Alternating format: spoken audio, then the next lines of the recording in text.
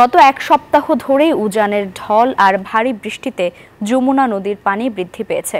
বগুড়ায় যমুনা নদীর বিভিন্ন অংশে ভাঙন দেখা দিয়েছে। ভাঙন রোধে স্থায়ী ব্যবস্থা নেয়ার দাবি স্থানীয়দের। আব্দুর রাজ্জাকের ক্যামেরায় আব্দুল সালাম বাবুর তথ্যচিত্র ডেস্ক রিপোর্ট। বগুড়ার সারিয়াকান্দি উপজেলার কামালপুর ইউনিয়নের ইছামারা গ্রামে 2 বছর আগে ভয়াবহ ভাঙনে অর্ধ শতাধিক বাড়িঘর যমুনা নদীতে বিলীন হয়ে যায়। এ সময় নদী তীরবর্তী বাড়িঘর অন্যত্র সরিয়ে নেন স্থানীয়রা। আবারও তীরবর্তী কিছু এলাকায় ফাটল সহ নদীর তীব্র ভাঙন দেখা দিয়েছে। এতে উদ্বেগ উৎকণ্ঠায় দিন কাটছে নদী তীরবর্তী হাজারো মানুষের।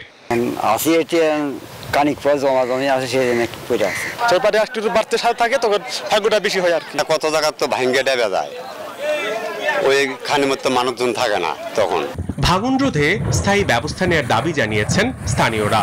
টেকসই কোনো স্থায়ী ব্যবস্থা হইলে যে বন্যা আসবে আসুক, সেটার সাথে আমরা প্রস্তুত। আরো কাজের দরকার, তো যেটুকু হচ্ছে এটুকুতে আমরা আশ্বস্ত যে সামনে কাজ আরো হবে।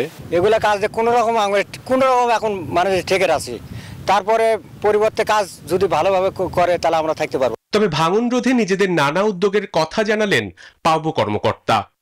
বান্ডেল থাকলে প্রতি সেনমানিতে টাকা বাঁচবে।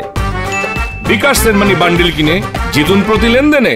সেই ভাঙন প্রতিরোধে বাংলাদেশ পানি উন্নয়ন বোর্ডের তরফ থেকে শুকনো মৌসুমেই কিন্তু আমরা ইতিমধ্যে জিও টিউব জিও ব্যাগ দিয়ে কিন্তু অস্থায়ী প্রতিরক্ষার কাজ সম্পন্ন করেছি এবং এখন কিছু জায়গায় ডাম্পিং চলছে।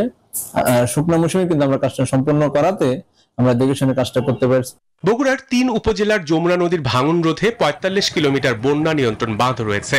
এর মধ্যে 19.5 কিলোমিটার বাঁধে প্রতিরক্ষা কাজ বাস্তবায়ন হয়েছে। এছাড়া 3 কিলোমিটার অস্থায়ীভাবে তীর রক্ষা কাজ হয়েছে। Desk report, news 24।